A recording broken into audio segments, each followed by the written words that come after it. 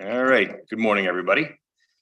Today is November 18, Friday, and this is the Land Use and Sustainability Committee meeting.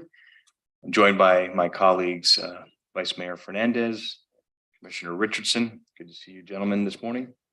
Do we have anybody on Zoom? We do not yet. Okay. If one of our colleagues joins, please. I'll let you know. Yes. Thanks. Okay. Any requests for deferrals? None that I'm aware of. Okay.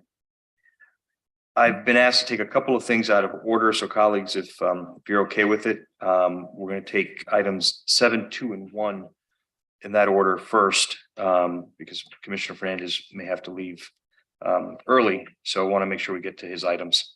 Okay. Okay. Commissioner Fernandez, you want to take item 7 first? Yes, sure. Okay, you want to tee it up? Yes. So item 7 has to do with the pedestrianization of the 200 and 300 blocks of Lincoln Road and about limiting the vehicular access on the 100 blocks. And colleagues, you are familiar with the efforts that we're trying to do here. We're re-energizing this area, removing cars, replacing cars with people, and creating more space for there to be good business activity, helping the commercial spaces there attract better tenants, and ultimately completing the vision that Morris Lapidus had when he worked on the redesign of Lincoln Road.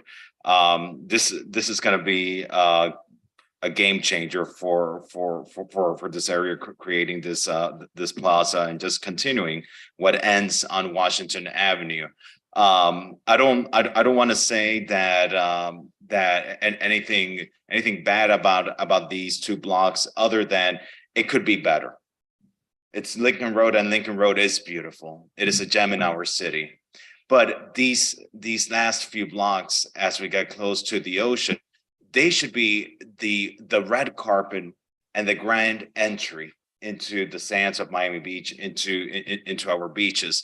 And right now, it's not that grand entry. And so we need to help elevate it. We need to help enhance it, and we need to help drive good activity there. And that's what this item is about. There's still work to be done, more work to be done with our transportation department and the other departments here in the city. We're working and having a meeting with the Department of Transportation and Public Works at the county as well.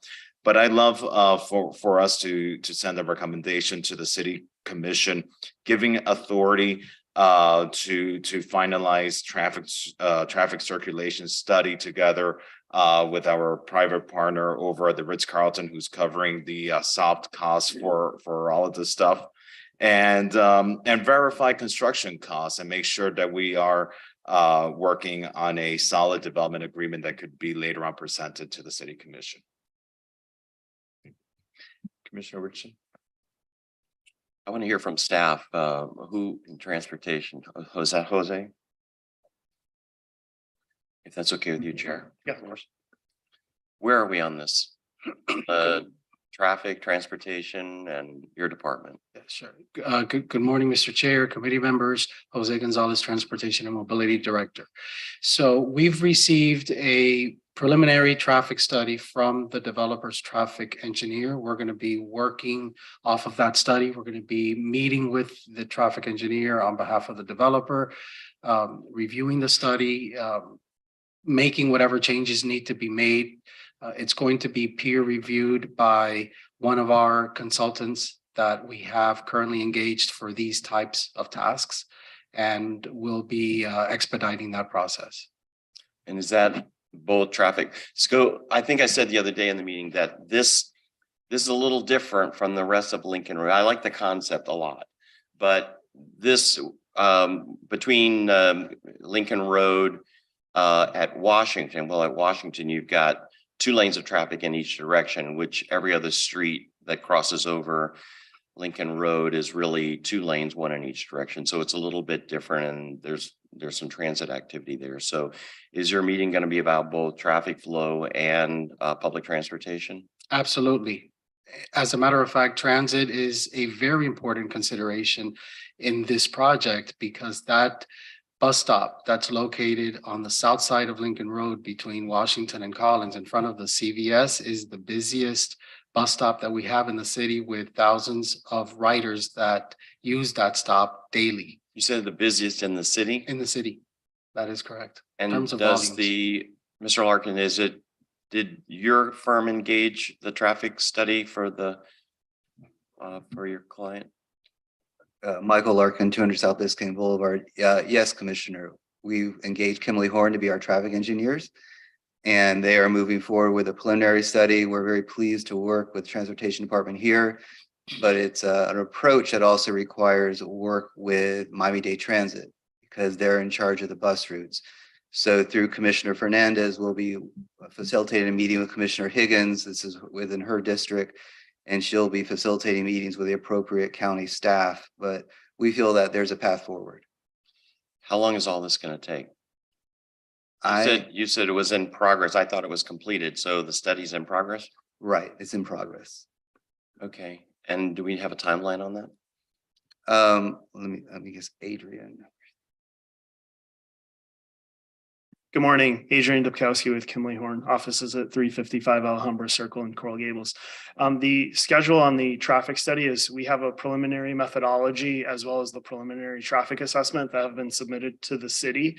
We're working with the city on finalizing that methodology and then moving forward with the data collection. Typically, a traffic study of this scale would take anywhere from 10 to 12 weeks once we have the methodology approved by the city. And you said traffic, but are you also working on public transit or no? Correct. Okay, That's so you're doing that's a both. major component of this. We've pulled the ridership data. We've looked at the bus stop schedules and how to realign those on Washington Avenue so that the bus stops work and that the buses aren't conflicting with the traveling public. Okay. And do you agree with our staff that this is apparently the busiest bus stop in the city? We haven't gone through all the data yet, but it appears that it is. Okay. So to the sponsor, you said you wanted to move it out. I'm very supportive of this and I want to see it happen, but I would rather keep it here until we get through this whole study phase. Because I don't know that our staff can do anything in terms of negotiating or anything. But Mr. Larkin, what We can do both approaches, Commissioner. What I would ask is that this committee, just like Finance Committee, would adopt a motion that would authorize the city administration to enter negotiations with us with regard to the development agreement. As we make progress on the traffic study, we can share that progress with you on a monthly basis as the land use committee where it's appropriate to hear that type of testimony. But we just don't want to be delayed and not start negotiating the development agreement until such time as the traffic study is complete. I'd rather work with the city administration on the development agreement and then share with you the data as it becomes available in our traffic study. But how are they going to negotiate a development agreement until the traffic study is done? The development agreement's really, it would be contingent upon the ultimate closure of the 200 and 300 blocks. But what we would be negotiating with the development agreement, is the phased approach I told you about, that we are responsible for the soft cost, the city's responsible for the hard cost, and then we will come in the back end and manage it. That's in a very basic scope. That's what Robert Winnett did, the 1100 block. But I'm just giving you the very basic. There's a lot of the devil's in the details, and that's a lot of time to negotiate those details. Yeah. So we would still see this at the commission, right? Right. With Yes, the sir. development agreement, the development agreement would have to, well, first of all, it's going to have to go back to the commission to even have them enter into discussions and negotiations, right? Correct. And then we would see the final proposed development agreement back again, right? Eric? Yeah, anything that was of this magnitude would have not only a direction to begin the process, but then we would have to look at the details of the process and you'd have to approve it again at that point. Yeah. And the other thing is, as chair of finance, I can tell you I don't have the money right now. So, Goes in that unfunded. yeah. Do we know even how much this would cost? Are we talking about 10 million? What are we talking? 22 million for the hard cost, and you add a contingency and it goes up to about 24. 24 million. But we are looking at the city center CRA as a possible source of funding. We've hired an economist that is going to prepare a study in the very short term that will give the future revenue growth of this CRA. And look, the CRA has been used multiple times to fund improvements to Lincoln Road starting in 2008. 2018, 20 million was taken from the CRA to fund presumably the James Corner Master Plan. You know, it's amended often to account for projects within the boundaries of the CRA. And we think that we could work a deal with the city administration, you all as the elected officials, and the county in order to further amend the city center CRA to provide funding. Yeah, so I'm not opposed to moving it out if we're going to get to see it again. So. Great, thank you. Yeah, I mean, I love the concept. I think it would be, you know, a good idea. My main challenge will be the money part of it, you know, and that, you know, it's worth trying, see where this goes, but you know, the money might be a substantial hurdle considering, you know, we still have to actually do the work on the rest of Lincoln Road and looks like we're underfunded for that as well. So. And also, if you'll allow me, that I'm short about $50 million right now on other capital projects. So I need to find that 50 first and then another 24. So. Well, the arts and culture bond, thankfully, Mr. Ariola pushed that forward. And you've talked about reallocating funds now to address your needs, your capital needs. So I think if you push forward and you hope for the best and you really give it your best efforts, things do fall into place. So, Mr. Chair, what I would like to do is make a motion recommending this back to the city commission, asking that the administration finalize that traffic circulation study and the peer review associated with it, verify construction costs, work on that development agreement, and of course purchase some Miracle-Gro for the money tree. Perfect. I'll second the motion. Okay. Okay, thank you very much, everybody. Thank you. Great. All right, let's move to item number 2. This is yours, Commissioner Fernandez. Yes, let me see. Item number 2. Item number 2. Okay, Ferry Lane. Not controversial at all. Not controversial at all. And I'll leave this up to the will of this body. Let me just present this for purposes of the public. This is a proposed overlay to do regulations to protect the character, the low scale residential character of Century Lane, of Ferry Lane, just off of the Venetian Causeway. I think probably a lot of individuals may have noticed out of character new construction sprouting in the neighborhood over there. And certainly we want to make sure that we have opportunity for new construction, opportunity for resilient homes, but that at the same time they be contextual to the neighborhood, that they not be out of scale with the homes around them. And so that's what this overlay aims to do: preserve the low scale residential character of the neighborhood, promote resilience, limit heights of single family homes, increase setbacks, and limit the maximum lot aggregation. I know that this could potentially be a controversial item, and I think that there is work to be done with the neighbors, feedback to receive from them, and see how we can find some common ground here. If you guys want to discuss this today, we can discuss this, or we can continue it to next month, so that I can have some dialogue with the neighbors. I don't know if there's any feedback you would like to give me before I dialogue with them. Yeah, I have a couple of questions. So, Sure. I noticed you said to keep in with the low scale of the neighborhood, but almost everything there is a high rise. I mean, the standard is low. So I don't know, you know, if to legal, if I owned a piece of property there and then someone said I bought and I paid X amount of dollars for it, and then suddenly I can't do what I thought I was going to do, you know, I might have a financial impact. And so I don't know what the legal terms, but I think I've heard the word taking and used in the past. So has legal looked at this? And I'm happy to address. It may also be helpful for the committee to hear a brief presentation from staff on what the ordinance does, but I'm happy to address that. We believe that the commission has the authority to adopt what are essentially text amendments to the RM1 district regulations as far as height and setbacks. That said, we've been advised by at least 3 property owners that I'm aware of who object to the proposal. And I know I've spoken with at least one attorney whose client is considering filing a claim under the Harris Act if this does move forward, which is a statutory cause of action that's a lower burden for a claimant challenging an action of government that impacts the use of their property. So there is exposure here, but we believe you have the authority to have this policy discussion. And that's a state law? Yes. I'd like to hear from staff if we could do that. You want to do a presentation on this? Sure, I can start just as Commissioner Richardson mentioned.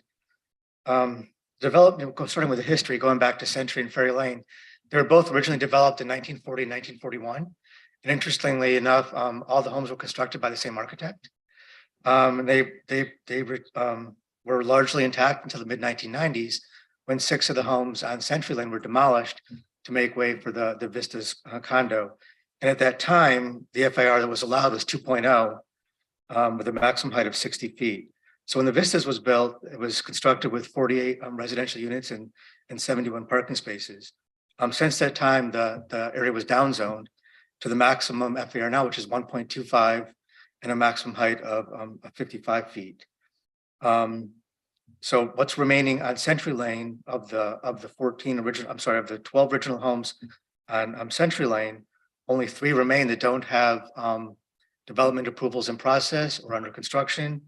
And of the original 14 homes on Ferry Lane, 10 homes remain which do not have approvals or starting construction. So just a brief summary of what the proposal does. It does lower the height down from 55 feet, 35 to 40 feet, with the requirement that the first 25 feet of building depth not be more than 24 feet tall or 2 stories. It does place a more limited list of allowable height exceptions. It does limit those exceptions up to a maximum of 10 feet. This is something that typically, although this is a multifamily district, we're only seeing single family homes constructed. There's no need for anybody to go more than 10 feet for an elevator or stairwell bulkhead. It does limit the roof decks to a setback, it does require a setback of 5 feet.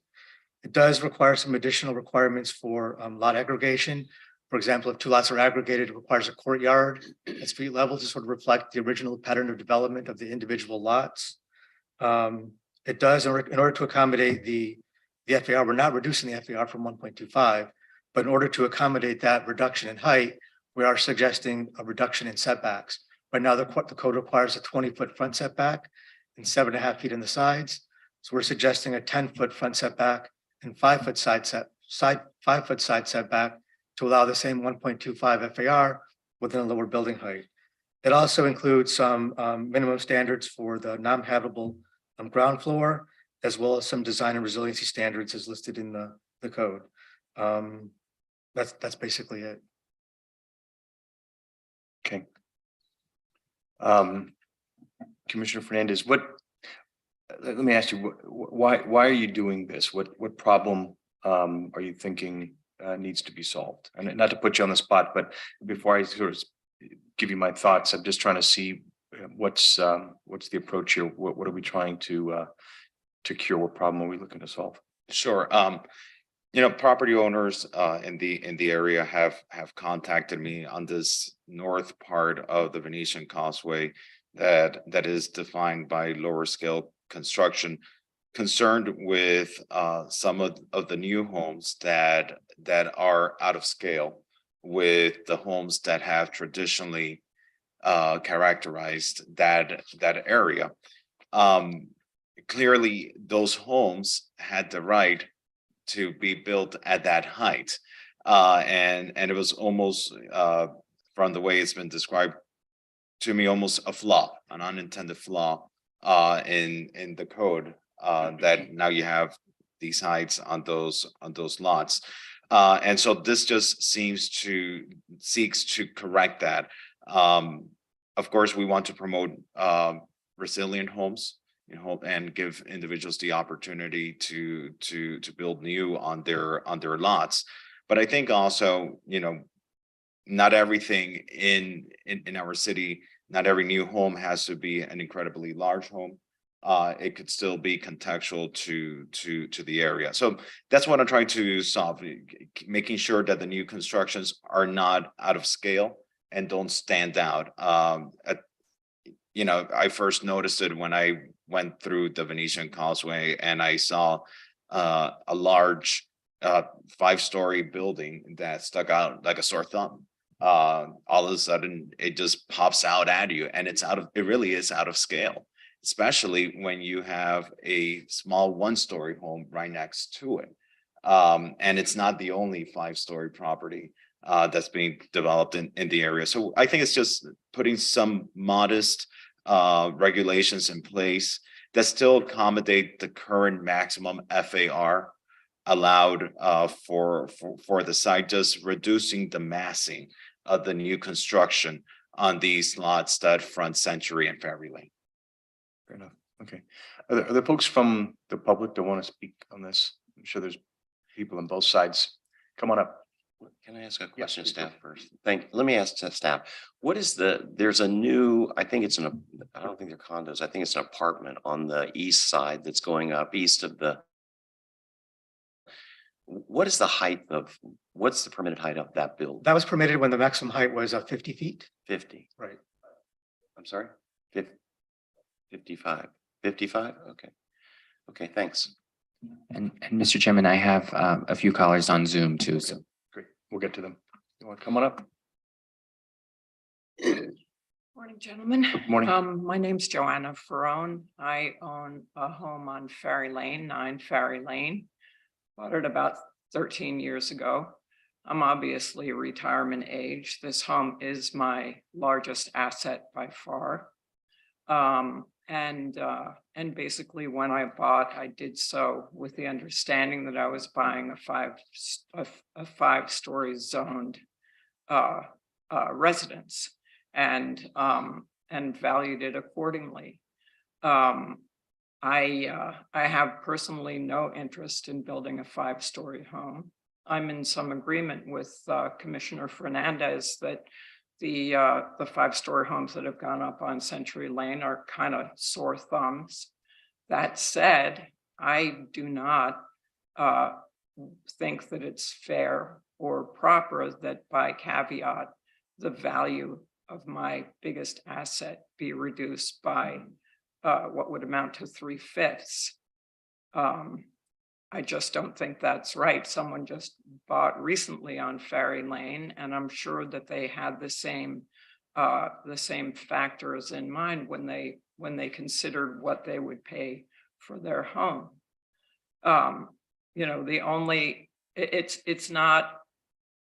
It's not in my personal judgment that having big homes is necessarily better than the lovely, charming character of the current neighborhood that has since been and recently been disrupted by the building of the Haddad, which I objected to, not because I don't love the rabbi and what those guys are up to, but I didn't want this big behemoth on Ferry Lane. That said, the cat is out of the bag.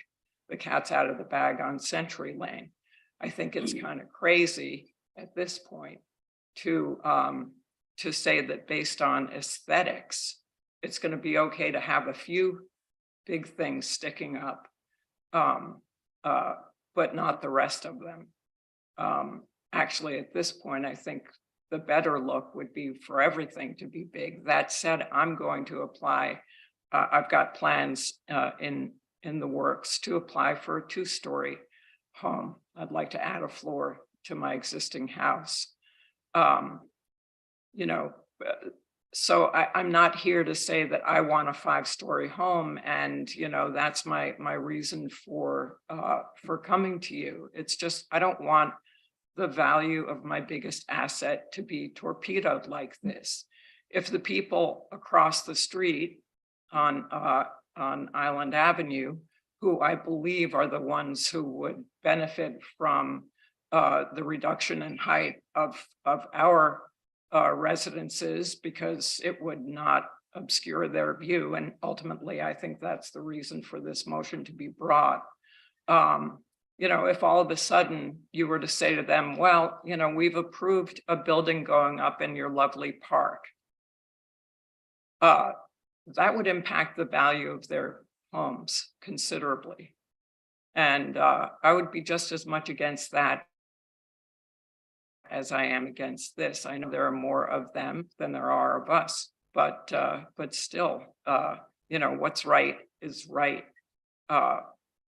We, the owners on Ferry Lane and Century Lane, were not even notified about this hearing. I received nothing. A neighbor of mine happened to have found out about it. I don't know how. And the word spread. I do know that almost all of us, if not all of us, are opposed to this. Why? Because, you know, you're saying you paid $1 for something, and now we're going to reduce its value to 50 cents or whatever. It's just not right. It's not fair, and it's not right.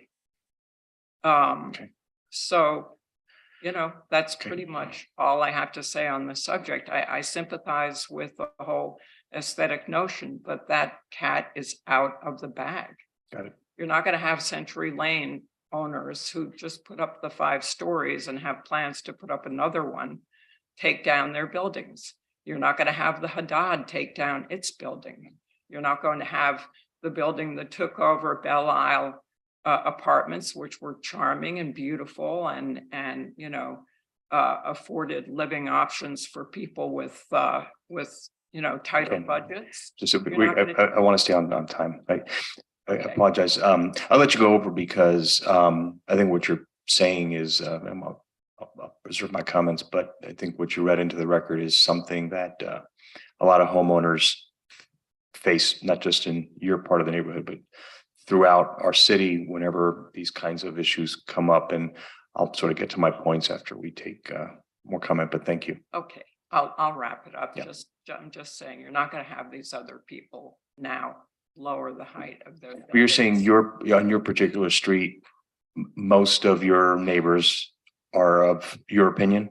Oh, absolutely. Yeah. So it's interesting, right? So Nobody wants. yeah, the we'll value get of to it. their So the property. people that are affected don't want something to restrict their property rights. And it's typically an outside group who doesn't have the economic vested interest that you and your neighbors do Right. that are trying to impose Yeah. their will. So this is They the have a conflict. scenic interest, that just we like get. when they said no buses on that side of Island Avenue, that the buses have to come on our street. Yeah. That's fine, whatever. This is what makes our job so difficult, is that we're going to get two parties that just do not see eye to eye on a particular issue. And then we have to Right. arbitrate and try to find the happy medium. And we end up pissing somebody off. So, Yeah, well, we're talking about the people on the lower floors on the other side. okay, whose so views would be there are other affected. people who want to speak, but thank you for your Okay, time thanks, and guys. comments. Thank you. Hi, good morning. Good morning, Commission. My name is Nathan Lieberman. I'm the owner of 12 Ferry Lane. I purchased the house this year in 2022 for $1.4 million. It is a tiny little bungalow. I think it's under 1,200 square feet. So that is, you know, an astronomical figure per square foot. I purchased it obviously with the intent that either I would build you know, a townhouse on the property, or that I'd be able to, you know, sell that property to someone else in the future that would do the same. So I'm against obviously lowering the value of my property, down zoning, et cetera, from where we're at. I also think that you know, changing the setbacks to make things even tighter in that neighborhood and lowering it, tightening it would make it even you know, worse off. So that's all I have to say. Thank you very much. Great, thank you. Good morning. I want to apologize first of all because my English is not my first language, but I am the owner of 11 Century Lane. My name is Gabriel Valenzuela. I am one of the developers. We built my house already is 45 feet and 6 inch. So we got that permit because we own 10th Century Lane and 11th Century Lane. So the idea, if the board denies, was to not build a single family home, but multifamily home by rights. So we have a lot of problems building this house because our neighbors in vistas. It's very difficult to build. I spent my last year over there every year. So we submit a new construction Century Lane. We learn if without variances, there is no neighbors that can oppose. And we withdraw the submittal because it's very difficult that lane. And we have in 9th, 7th Century Lane, 2 elderly neighbors, and one of them is in critical condition. And for sure, the new construction will be like affected them. So we withdraw, we sold that property, not to build. And right now there is people trying to build like a massive, even higher than our house. So people ask, why if you have like a 5-story single home and you fought for that, now you're opposing, is just because of that. It's difficult to build there. Thank you. Thank you. Anybody else from the public here who want to speak? Okay, come on up. And then we have some Zoom callers. Yes, I have five hands up on Zoom. Come on up. Good morning, commissioners. My name is David Sachs. Office is a path from Shermer Tan to South Biscayne Boulevard. I'm here today representing the owners of 6 and 7 Ferry Lane, who are against the ordinance as presented right now. Having said that, I'd also like to point out what Ms. Johanna Ferrone said a little bit earlier, both to us outside and before you today, was that a lot of her neighbors were never contacted. I think you would have a lot more people here today if that were the case, had they had notice other than by neighbors. But with regards to my presentation, I think we should start with, from the macro to the micro. In other words, we should put things, and we have with us today from RPC, Architects and Designers, Javier Fromazone and James McDonald, who, if you would like, they can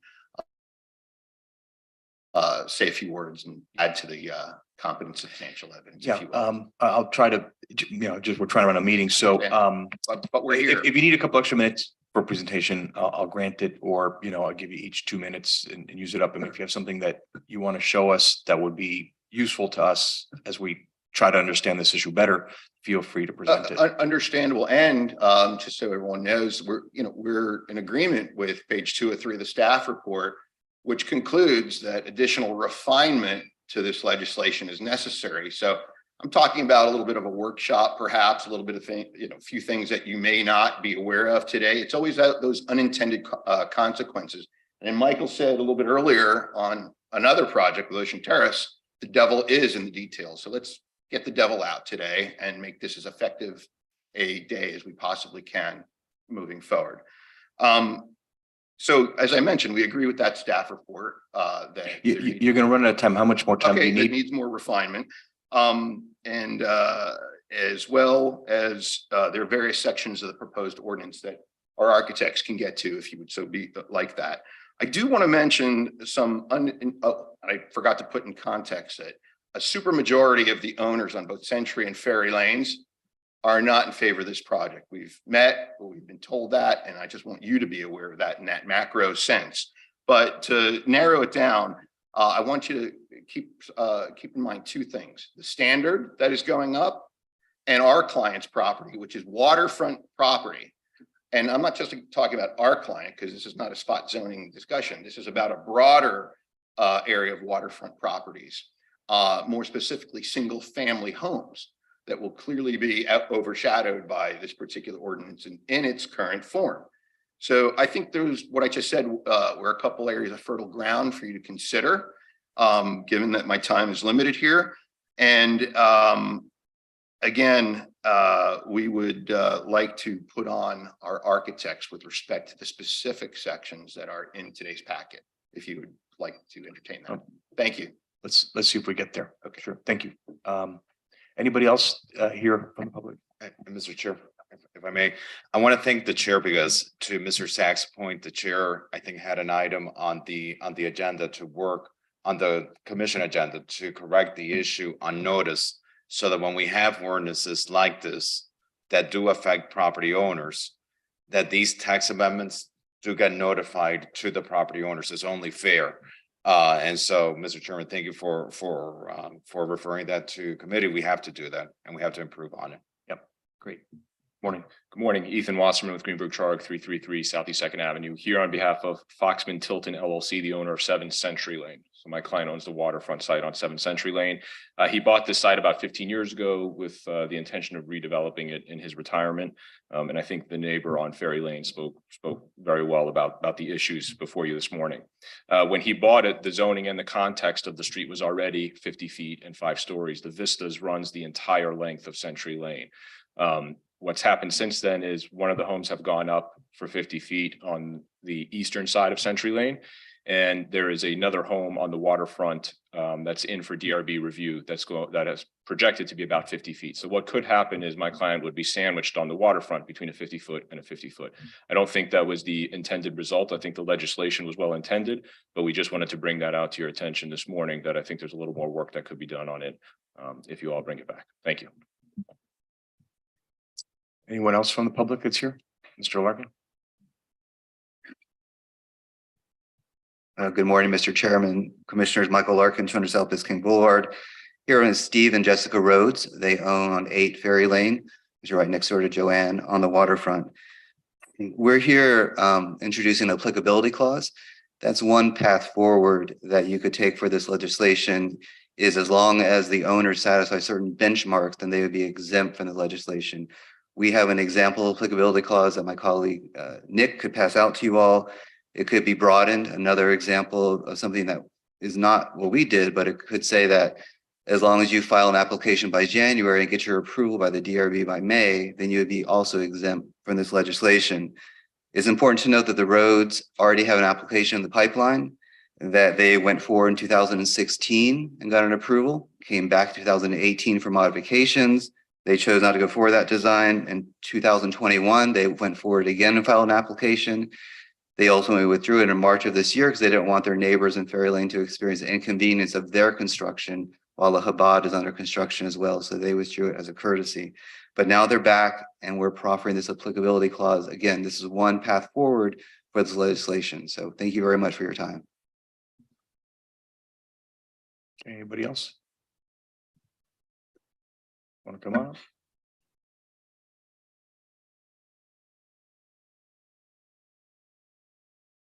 Morning, Javier Ferson, RPC Holdings, Wells Fargo Center in downtown Miami.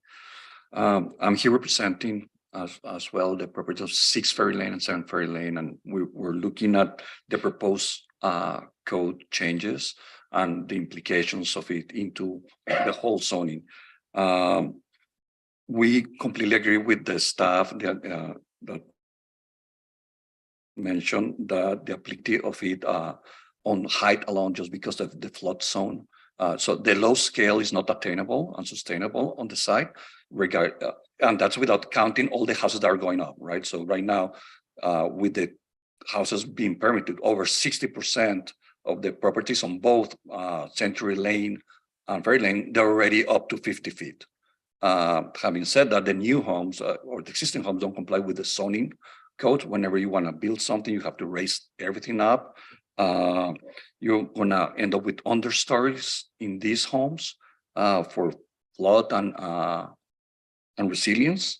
So the low scale is really not attainable for the new properties. Besides that, the code, as I said, also the staff, agreeing with the staff, is too restrictive and prescriptive on the architecture and the design components of the new properties. So we think that that needs to be tweaked as well as proposed by staff.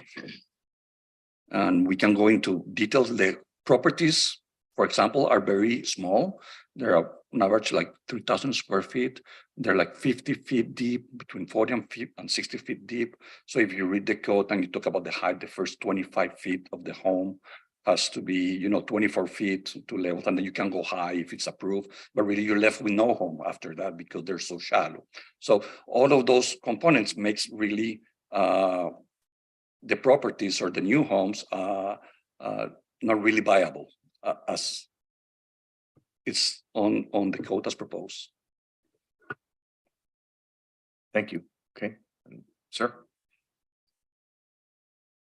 Okay, first Zoom caller. Sure. Our first Zoom caller is Maurizio Parlato. You have 2 minutes. Good morning. Marie? Maurizio, can you? Good morning. Morning. Can you see us? No? Good morning. We can hear you, yes.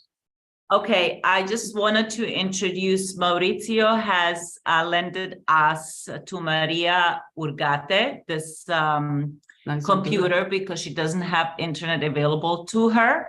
So she is a lady that lives in, can she speak in Spanish? ¿Tiene español ahí? You have Spanish? Spanish. You have somebody speak Spanish? If that's the only way, yes, they can speak Spanish. Okay, we'll try to between Commissioner Fernandez and I, we can try to translate, and we have a translating service, no? Okay, if you want to. I don't think we do, but if we have advance notice, we may be able to arrange that, but I don't think on the spot. Okay, well, why don't we do this? Go ahead. If she wants to speak Spanish, she can speak Spanish. And if this item comes up again, which I think it will, we'll have a translating service for her if she wants to speak again. Okay, my name is Maria Ugarte. I live in 9 Century Lane. I bought the house in 1980 something. You can find my record in the Dade County where I pay my taxes. This part of the island, I have Century Lane. I don't live in Century Lane. I live on one side of Century Lane in an alley. 3 houses. Right now, nobody can go to my house. I have problem with the city all the time. I'm old. I'm 90 years old. My sister is sick. And I would like the city to help me, please. I want to know the property in my house. What is the property in my house? And it's an alley. It's a hall going to live. And they have 3 houses. And only have problem. Okay, we only have problem. I don't know what I want to do. It's a hall, no space for anything. What are you gonna do now in my house? Nobody come, no doctor, no friend, nobody to help me. They call the city all the time. I would like that I pay my taxes every year for the Dade County, for the internal revenue, everything. I have to write anything in my house. And I'm going to tell you now, in the construction, that my house doesn't appear. I don't exist. I don't exist. The mapper, the gate, the city, I don't exist. Only people help me, and I appear over there. They fix the picture. That is a mistake. I told it to a commissioner over there. That's something illegal for me, okay? I have the condominium here. I was here when we go through to the condominium. Okay. The condominium. Time's up. Next caller. Our next caller is Kara G. Kara, you have 2 minutes. Good morning. Good morning. My name is Kara Glazer. I live on Century Lane, and I support the overlay in some form, as the zoning is there to protect and preserve the character and the scale of the neighborhood, as well as the quality of life.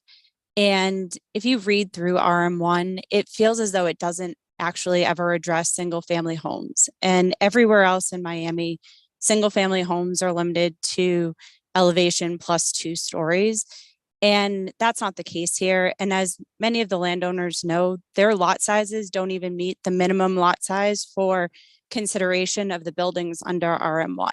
And so it feels like it was an oversight when the zoning was put in place, as no one ever thought that these tiny lots would be allowed to erect a 5-story house. And if you drive by, what's being put up is a monstrosity in comparison to the neighborhood, including the standards and the vistas. And, the proposed future ones are probably going to be higher than that. And if you come down while this construction is happening, the quality of life of people on Century Lane, and I'm sure Ferry Lane with the construction that's happening there, you can't get up and down the road. People can't get their kids to school. People can't get to work.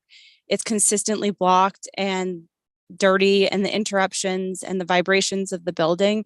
The quality of life is just suffering for the people that live there day to day.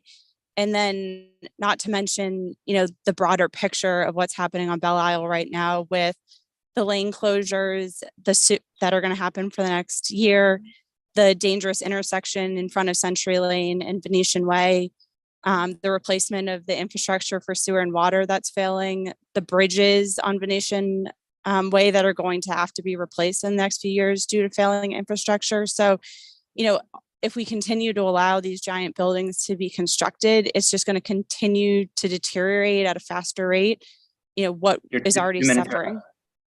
Thank you. Our next caller is Scott Diffenderfer. Scott, you have 2 minutes. Hi, thank you. My name is Scott Diffenderfer. I live in 9 Island Avenue.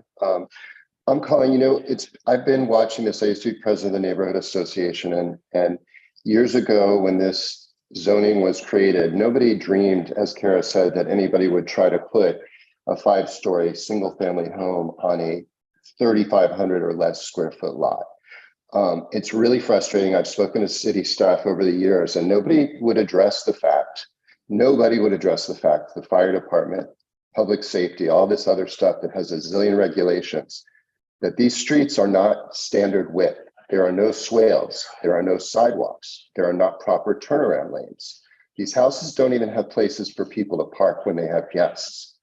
And so here we are building 5 stories where in other lots in the city where we have 18,000 and 20,000 square foot lots, and they want to go up to 45 feet, we say, oh, what about how close it is to the neighbors and you're ruining their privacy? This zoning is so bad, and it was a complete oversight, and the fact that no one's addressed it just pisses me off. And now's the time to do something about it. We're also looking at a hotel where you're going to have single family homes now looming over a pool. So I would like everybody to look around the city and see that we basically have 3 types of architecture. We have this iconic or new exciting architecture that make people say, wow. Then there's stuff that just fits in, and it really doesn't make you think about it one way or another. And then you have houses like this that any normal person drives by and says, how the hell were they allowed to build that on such a tiny lot? So that's all I'm saying.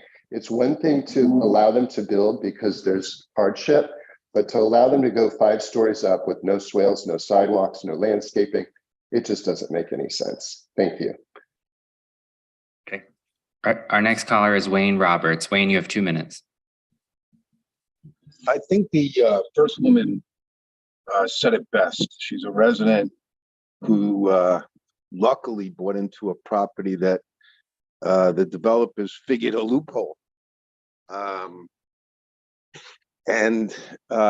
Just like I don't like upzoning without really, really good reasons that aren't PAC-led driven economics alone, I don't believe it's the right of the city to take away profits from a person that, even though it was an oversight, even though it was a mistake, developers figured a way to convert that property into something it really wasn't intended for.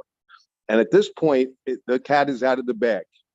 But I think it's a good thing to review for policy across Miami Beach, that that intentionally upzoning property and the impact to residents, the impact to Miami Beach, the impact to environmental and infrastructure. You know, this is a perfect example of why upzoning or density or height or FAR, or whatever you want to call it, is counterproductive for the residents of Miami Beach, unless there's a really, really, really good reason other than PAC-led developers controlling our government. Thank you very much. Our next caller is Olivia. Olivia, you have 2 minutes. Good morning.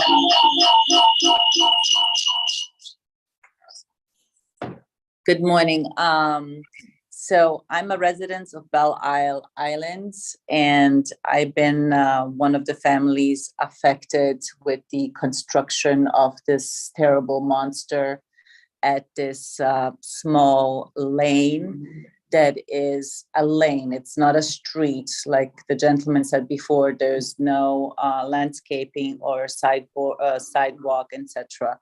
So zoning overlays happens all the time everywhere else in Miami. Single family homes are maximum should be 2 floors, especially on an island that is small such as ours. And we've been owning and investing since 1999 in this island, knowing that loving the charm of the 2 stories and single stories, and now with all of these monsters building around us 50 feet high, we are totally not going to be able to see the sky and forget about the water. So then there's one family who are going to enjoy all of the views and everything, and then other 1,000+ families are going to be cut out of the view or the sun or natural light. So we're all going to be living in a dungeon. I mean, how is that fair? So that's all what I wanted to say. And then when they were building this monster, I had a surgery that I had to really be in peace, and I couldn't even be in peace in my own house. That for 4 months I had to rent on Ocean Drive an apartment to heal from the removal of that cancer that I had in that time. So I think with those 2 ladies in that lane that are constantly harassed by those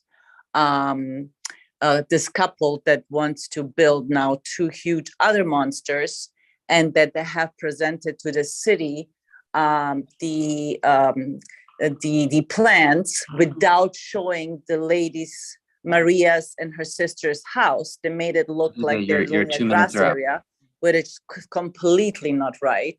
There's a house that they're. Our next caller is Wendy Moth. Wendy, you have 2 minutes.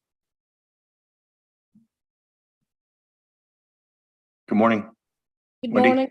Good morning. My name is Wendy Moth. I'm a resident of Century Lane, and I would just like to agree with everything that Cara and Scott said. Thank you. And Mr. Chairman, that was our last caller. Okay, great. All right. No other buddy from the public wants to address this? I'll bring it back up here then. Commissioner Fernandez, you're the sponsor. Do you have anything to add? First and foremost, I want to thank everyone that has taken the time to come and speak on this, whether you're an affected person by the legislation or someone that's affected by the development that's happening on the island. I want to make sure that a middle ground is found that serves everyone well. I think there's work to be done. Clearly, this is not in a position to move forward at this point, but I want to be able to work with the neighbors, with all the neighbors on both sides, with their representatives as well. And hopefully, Mr. Chairman, continue this to January. Hopefully we can bring something a little bit more baked that can address the needs in a fair way for all the residents of the area. Okay. Commissioner Richard. Yeah, I would agree that you should continue the item because, it's just not ready right now. As the chair said, we're often put in this position of being the arbiters, the judges, because we got one group of people that want one thing and another group of people, and we're in a no-win situation, quite frankly. But, I always try to put myself in the shoes of the affected parties on both sides. And, if I had purchased a piece of property and assumed it has certain value, then I would expect that value. And, you know, I've also said, because we've had a number of times since I've been here where people are objecting simply because their view is going to be affected.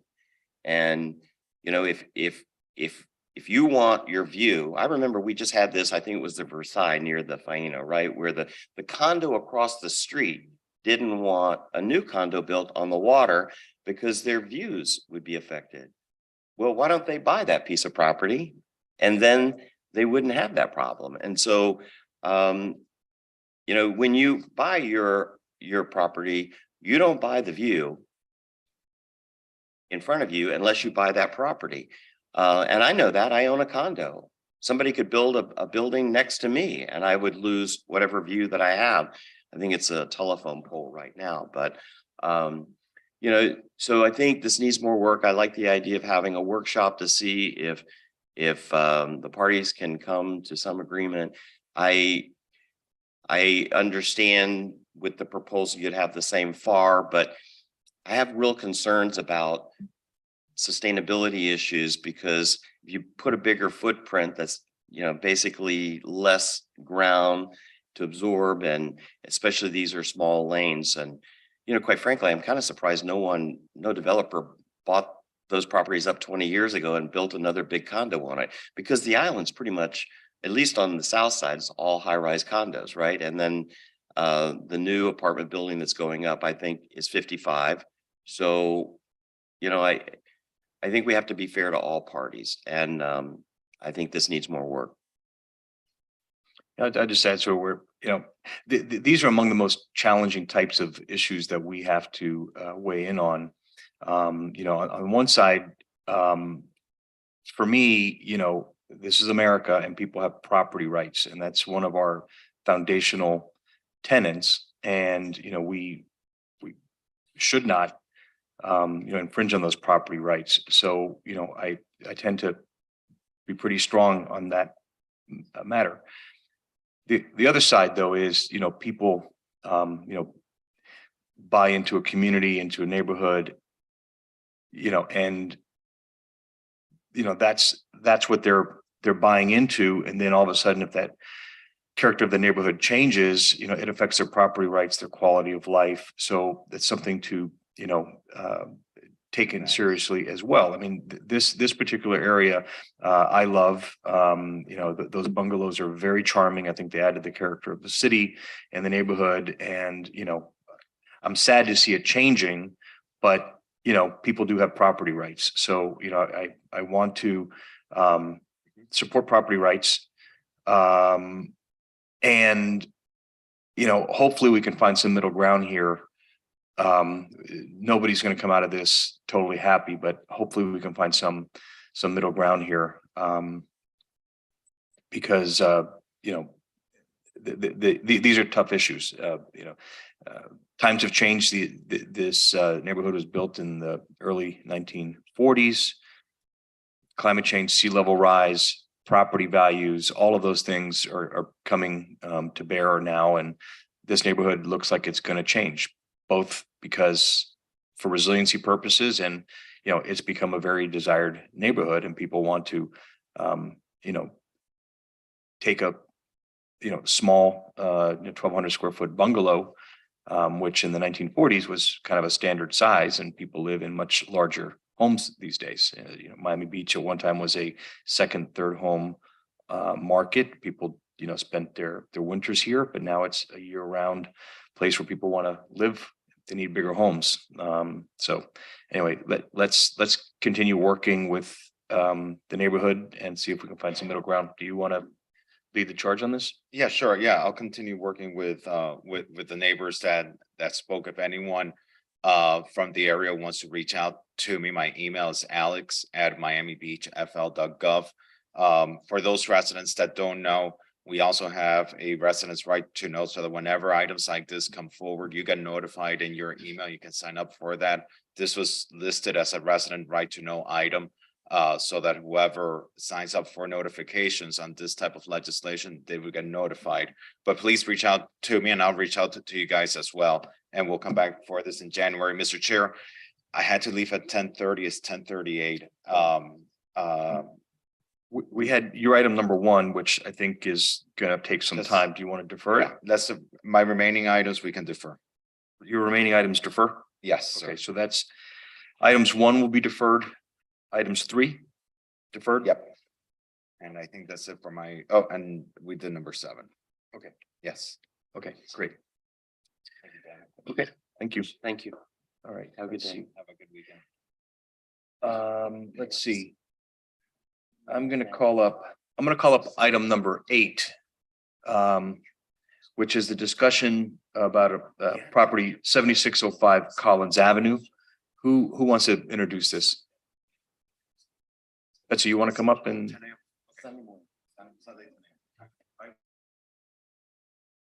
Okay.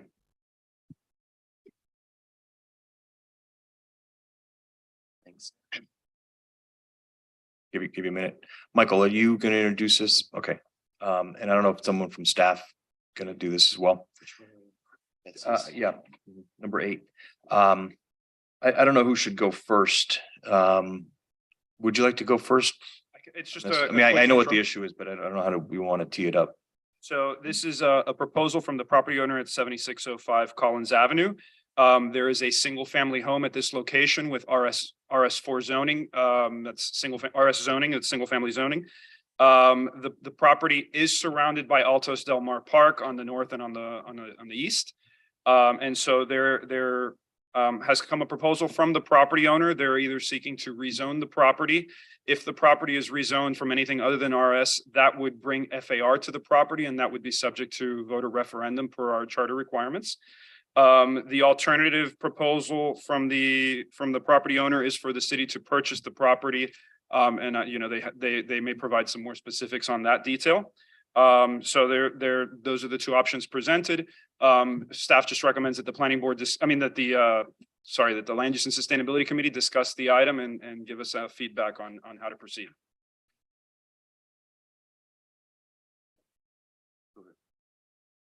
So Michael Larkin, 200 South Biscayne Boulevard, representing Betsy and Rudy Perez. So Rogelio is right. There were the two options was a rezoning. I don't necessarily agree with the planning director and the city attorney's office that a rezoning from RS to CD2 RM1 does trigger a referendum. But in my discussion with the planning director earlier this week, when we were debating that topic, he said, well, Michael, there is another path forward that I didn't think about when I was writing the staff recommendation, and that's to create an overlay zoning district here, where it wouldn't incorporate FAR, it would be a single family overlay, but it would be very broad and liberal in its scope. And you could have a hotel use in there, bed and breakfast use, or restaurant use. And I think that based on the isolated nature of this property, I think that all those uses would be really good because you have CD2, so you have this particular isolated pocket, then you have the library site, then you have CD2 zoning, which is the back end of Ocean Terrace. So I'm not going to engage in the debate because I would have to appeal something to the Board of Adjustment. I would waste Betsy's time and money. I'd rather achieve the same goal by pursuing an overlay. The other option was a purchase this property by the city, but I don't know what funds and where they would come from. And Betsy and Rudy are just looking to protect their investment.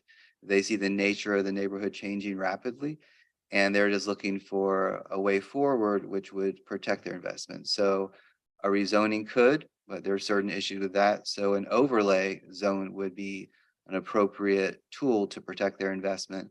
And I think Betsy also asked if she could address you all. That's okay. Morning, Betsy.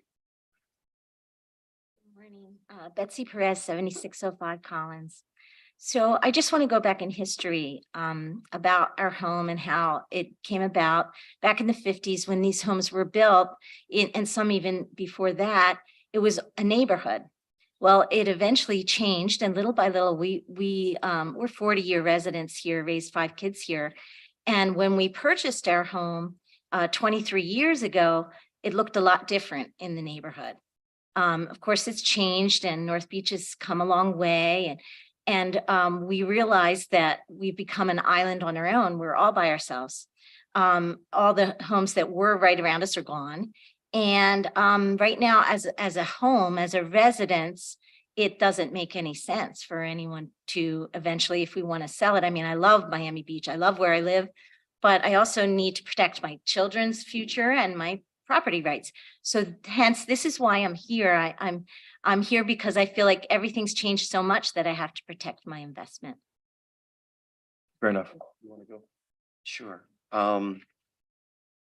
Yeah, well, you probably know my thoughts on that because I had a proposal over a year ago to when we, we're still planning to move the library, and that's really 5 different lots, and I want to take the back 3 and make a park and have the front 2 and have some sort of reasonable development there. And I always thought whoever did that would perhaps incorporate I do agree with you that you've sort of become a little island there, right? In that the rest of the homes are gone and you're just sort of sitting there. If I had unlimited amounts of money, we would just buy it, I think, and make it part of the park. But you probably were, well, I think you were sitting here when I said I need about 50 million right now for capital projects, and now another 24 for Lincoln Road. And so I don't have the money to buy it. But I'm interested in this idea of an overlay. And you think that can be done without a referendum? Yes. Because would that increase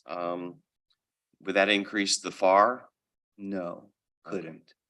And what is the height on the property right now that somebody could go? Is 30 feet roughly. It's RS4, so it's a little bit lower than that for pitched roof. Where's Michael? 27 feet.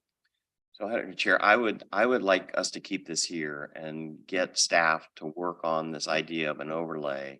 I'd like to see what that looks like, because I agree.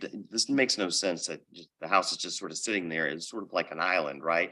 It's a beautiful home, beautiful location, but it's probably not the best use of the land to have a single family home there. It was whenever it was built years ago, but not today. Right. Mr. Larkin, can you work with staff to develop this concept of an overlay that they could bring back and we could all look at and see if we like that idea? Yes, sir. Are you okay with that? Okay, well then let's do that. Perfect. Come back in December, sir? We're not going to meet in December. Okay. So I we'll guess it have has to come be back January. Huh? January. Yeah, is that okay? Yes, sir. All right. Thank you very much for your time. Thanks. And in the meantime, while you're working on that, staff and you all can reach out. So we're not looking at it for the first time at the meeting, right? So we have questions. All right. Thanks. Okay. Is Commissioner Minor on Zoom by any chance? Because we have a number of his items here. I don't see him. No. So I'm not sure if we should tackle these or wait till he's here. Yeah, because I don't know enough about most of these. 4, 5, 6 are his. Okay, so we'll defer those and make sure when he's available. We'll hear those. We have item number 9, which is Commissioner Rosa Gonzalez. Is she on Zoom by any chance? No, she's not. Okay, so let's defer that one so that she can present it. We had, if you remember, on Wednesday when we had our commission meeting, Commissioner Richardson, we said that we would hear today from staff further presentation on the resiliency code and see if we can hash out a few of the remaining items. So I'm happy to see if we can make a little bit of progress there. We were rushed on Wednesday. Can we just have staff remind us of what the 2 issues Yeah. are that are open? Yeah, I think I'll summarize, Wednesday's meeting. The commission, I think maybe with just one exception, even that one exception, was willing to adopt the resiliency code changes, but there were 2 sticking points for some of us, and I think one had to do with minimum unit size, and then what was the other one? The understory homes. The other understory. Yeah, I'm sorry. Yeah. So do you want to tee it up, Sure. I have a PowerPoint presentation. I just have 4 slides to share to go over. Yeah, and I had asked you with the minimum unit size, to just run some numbers to help, sort of educate folks. If you can go to the next slide, please. Okay, so this is what we have today. We have, I'm showing here the RM1, RM2, and RM3 districts. The regulations are the same for the CD1, CD2, and CD3 districts, which are the most common districts in the city. And you can see on the second table, I have 2 sections. One is for market rate units and one is for workforce affordable housing units. And I'm showing you what you can do today and what we're proposing. And so on the left of the table, you see the current and the proposed. So if you're doing an affordable or workforce housing unit today, you can go down to 400 square feet unit size. There's no average unit size, and you get a density bonus of 80% above what is allowed, which is RM1 is 60 units per acre, RM2 is 100 units per acre, RM3 is 150 units an acre. So if you're doing workforce affordable housing, that already exists, and we're not proposing any changes to that. For market rate units today, you can do unit sizes that are 550 square feet, which we're not proposing to change that. But what you do have to comply with today is an average minimum unit size of 800 square feet. We're proposing to remove the average minimum unit size, but we're not touching the actual minimum unit size.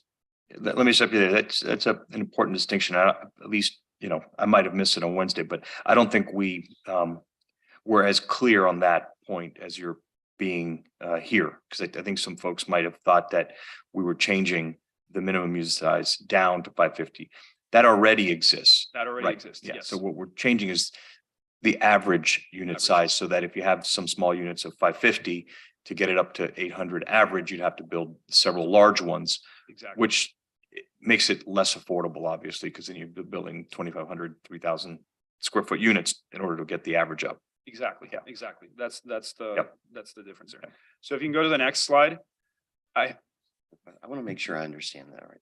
So that the average, that means that you could have 100 units and they can be all different sizes, but the average of all of them together has to be 800. That's the current. Mhm. Okay, and the proposal would be that there would not be any average unit size? Correct. It would just be, we would have that minimum. You couldn't go below 550 for a market rate unit, and we wouldn't calculate the average.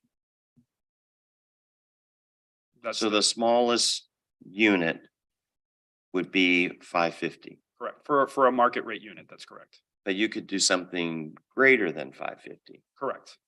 Correct.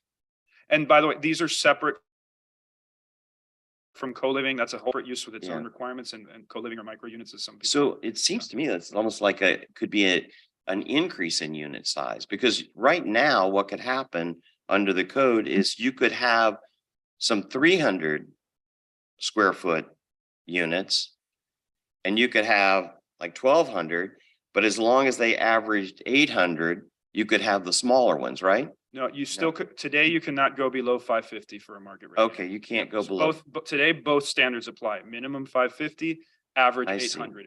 What we're proposing is that we only keep the minimum and remove the average. Okay. So if you And go- why are you proposing that change? We think that provides developers a little bit of flexibility. It's not going to result in a huge increase in the number of units that they can build, but it gives them a little bit of flexibility if they do want to provide those smaller units that are more attainable and not have to provide such a large amount of luxury units if they So they choose. could do a project that is entirely 550. Correct. You could do 100 apartments, 550, Mhm. and you wouldn't have to do some bigger ones to get to the average. Or, I think we're focusing so much on the lower threshold, or they can do a bunch of 700 square foot units and not have to then, for no other reason than just to get the average bump up, build a bunch of larger units. So, I think, some colleagues might have missed on Wednesday, the fact that 550 already exists. Developers can, for market rate units, build 550. I think people were thinking we were lowering Yeah. the minimum unit size. that's not the case. What we're talking about, and it wasn't clear to me, so to be fair, the proposed change is just the average unit size calculation, just take that out for market rate units. That's correct. And I think what was missed also on Wednesday, folks were focused on 550 being so small. Already, they can build 400 square foot units for affordable housing. That's correct. Right. I think all that subtlety was missed on Wednesday. So this is helpful. So in the next slide, I have, it's also in your And packet. I hate to interrupt you. The other thing is we still have the density limitations. Correct. Yeah, they cannot exceed the density limitations. Yeah. So in the next slide, I'm sorry, can you go one more slide? Oh, back one. I think we missed a slide. Back, PJ, Back one more. back one. Yeah. Okay, so here I just have 3 sample properties and what this change would result in. So you see in the ARM1 district, which is the lower intensity, what you have in Flamingo Park or in the North Shore Historic District. Your typical lot size is 7,500 square feet. With the average unit size or without the average unit size, with the density cap that exists in the comprehensive plan that we're not proposing to change, you end up with 10 units. However, if you do 10 units at 550 square feet, which is the bare minimum, you would end up with a surplus of 2,304 square feet of FAR that you could use for amenities or for other purposes. So in all likelihood, you're not going to end up with a building that has all units at 550 square feet because they're not going to be able to use all of their available FAR. So it's just not going to happen. With the ARM2, you can get about 3 more units in with the ARM2 district. But you're going to have a surplus of 8,225 square feet of FAR that's not going to be usable. So in all likelihood, nobody's going to build everything at 550 square feet because there's going to be FAR that's available that they're not going to be able to utilize. And then in the RM3 district, this is oceanfront lots, bayfront lots. They're likely not going to be building small units in these locations anyways. But if they were to build all of their units at 550 square feet, potentially you could get 25 extra units on your typical lot, which is about 47,000 square feet. But they would be giving up 20,962 square feet of FAR. So in all likelihood, they wouldn't do that. However, they could, in the RM3 district, they could potentially take that space for accessory uses, maybe some commercial uses or amenities for the building. So it's very unlikely that anybody's going to be doing a complete building at 550 square feet. But worst case, if you did in the lower districts, you're not going to end up with more units. RM2, 3 more units, perhaps. RM3, you could get a little more, but it's very unlikely that they're going to be taking advantage of that. So that's it for the average unit size. Next slide, please. So as a proposal for this, one of the recommendations, because we did see some concerns, is to have removing the units, the average unit size, make that optional. And as part of that, the applicant would have to agree to not do short-term rentals on the property via a covenant. So it would be a voluntary program to get rid of the average unit size and provide the city a covenant that they're not going to do short-term rentals. So that was an option that we proposed at the meeting on Wednesday. So so back on your first slide, then you're saying that one potential way to deal with the issue is to keep the 800. Keep the 800. But then allow somebody to apply for a waiver from that with certain considerations. Correct. And go through those, that would be what? No short-term rental? That the primary thing would be no short-term rental, and obviously this would apply anyways. They could not exceed the density in the comprehensive plan. So the primary concern with the smaller unit sizes is that they would become by default short-term rentals. This would ensure that does not happen. I don't, Eric, what is his staff? What do you think about that? I think that the voluntary proffer to give up the short-term rentals is certainly a good move and consistent with what we've been hearing from the neighborhoods. One other thing that we've thought about since we talked about it is, there seemed to be a little bit of concern with the average unit size going away and being just an administrative review. You know, if they're going to avail themselves of not going with the average unit size and just sticking with the minimum, maybe we want to introduce an additional layer of review. Maybe you'd want to send it to planning board to have them take a look at it. Just, there's a lot of different ways to get to this, but we want to let the market drive these decisions rather than tie people's hands, because we do, you know, workforce and affordable housing is extremely difficult to achieve. However, there's this other category we call attainable housing, which is more geared towards the young professionals that are not quite at a place in their career where they can afford the luxury units. But we want to draw those people into Miami Beach because that's a feeder pattern for the future residents and young families of Miami Beach. Well, I was comfortable with it the way it was, but I recognize, I think it's a 5/7 vote, right? That you need. Yep. So, you know, I defer to you on this, Chair. It's your item, but it does seem like that this might be a good compromise position. And I also think that there were maybe a couple of people on Wednesday that didn't really understand this particular Yeah, application. so I think some folks that were hesitant didn't understand the minimum unit size already exists. That's not actually changing. Exactly. So hopefully we can get them comfortable. And I think that concern was a proxy for the real concern, which is short-term rentals. So to the extent that we can get everybody comfortable that we're not opening the door to more short-term rentals in our city, and reasonable, restrictions can be put into place, then I think we might get a compromise and maybe get unanimous support for this. So, I'm prepared to send this back to the full commission. It's just the two of us today, and we approved it last time. I think you might want to sit with a couple of the folks that were on the fence and get them comfortable with this, and hopefully they'll support. Because I think we were close. We had, I think 4.5 votes for this. So I think we can at least get the 5th and we can get this passed. The understory situation. That was the other issue, right? So that was the other issue. That's the last slide I have in the PowerPoint. I just have two. PJ, if you want to pull that up. The last slide. There we go. So on the left, these are, I just went yesterday, took homes of houses on Prairie Avenue. The ones on the left can be permitted administratively. PJ, if you can pull those up. One more. The pictures of the homes. There you go. The homes on the left can be approved administratively. They don't require the approval of the design review board. The one on the right, because it is an understory home, does require the review and approval of the design review board. The one on the right has significant benefits for resiliency purposes. It has more pervious area on the ground level.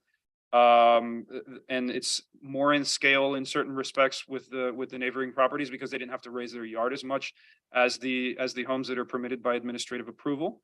Also those homes, because they have higher yards, they may have more issues with water runoff that the understory home does not.